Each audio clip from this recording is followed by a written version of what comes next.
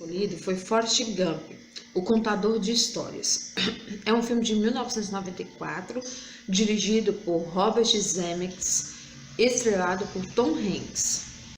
A história pra gente é Forrest Gump. Ele narra a história a partir do banco de um ponto de ônibus. Várias pessoas passam ali naquele ponto, sentam, observam-o contar a história, gostam, comentam, saem dali calados. Mas a história de Forrest é bastante interessante e ela é linear com a história de 40 anos dos Estados Unidos. E é interessante notar que alguns pontos da história de Forrest se encaixam com a história dos Estados Unidos. E ele conta de um jeito super natural e interessante. E ao longo do filme a gente vai descobrindo isso e a gente fica maravilhado com a história do filme. Vale a pena conferir.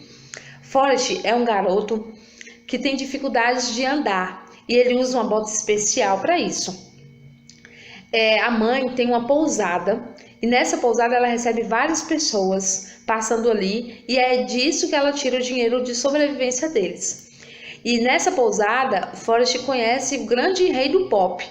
E aí Forrest conta pra gente que quem ensinou os passos famosos do rei do pop foi o próprio Forrest, que ele tinha dificuldades de locomoção, então ele dançava de um jeito diferente e com isso Elvis, observando, o copiou. Mas ele conta isso de uma história de um jeito diferente e bastante interessante. E Forrest também tinha dificuldade no intelectual. O QI dele era 75, enquanto que o mínimo esperado para a idade dele era 80. Mas a sua mãe não deixou que isso o abatesse, pelo contrário. Ela usou de alguns artifícios, mas ela conseguiu colocar Forrest dentro da escola. Forrest, com o tempo, ele conhece Jane no primeiro dia de aula. Jane se torna sua grande amiga e eles ali, desde a idade de infanto-juvenil até na idade do ensino médio, eles dois são bem unidos. E Forrest conta que inclusive Jane dorme com ele de vez em quando à noite, assim, uma dormida inocente, é claro. E ele... Um certo dia ele estava no meio do caminho, assim, voltando para a escola ou indo para a escola, e de repente alguns amigos aparecem e Jane fala: corre, Forrest! Ele ainda é criança, com aquela bota, toda dificuldade de correr, e ele corre. Aí a gente fica numa aflição, porque sem saber o que vai acontecer. De repente, o que acontece? Forrest começa a soltar todas aquelas parafusos, a bota vai se soltando os ferros e ele consegue disparado correr. E aí ele conta que a partir daquele momento ele não parou mais de correr. Essa história se repete e Forrest corre de novo, sem chance de ser alcançado. Então descobrimos um grande talento, o de jogador de futebol americano. E graças a esse talento, Forrest entra para a faculdade.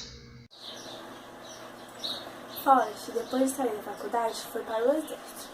Lá ele conheceu Bubba e eles se tornaram grandes amigos. Bubba falava muito de pesca, de camarões, de ter um barco e ser capitão. E Forrest aderiu ao sonho dele e juntos eles fizeram promessas de amigos que teriam um barco. Só que na guerra do Vietnã aconteceu uma emboscada e Bubba acabou sendo morto. E Forrest prometeu que ia realizar o sonho de Bubba mesmo assim. Forrest havia sido baleado também durante a guerra e ele foi parar no hospital.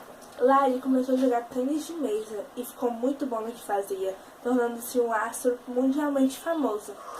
Ele conseguiu ganhar dinheiro com o tênis, fazendo propaganda, aparecendo em comerciais, e esse dinheiro ele usou para comprar um barco de pesca e cumprir a promessa que ele fez a Bubba, junto com o Tenente Dan.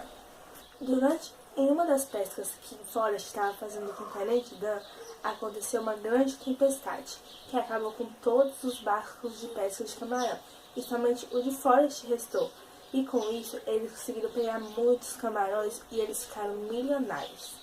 Logo após Forrest voltar para os Estados Unidos, ele se encontrou com Jane e pediu ela em casamento, mas ela não aceitou.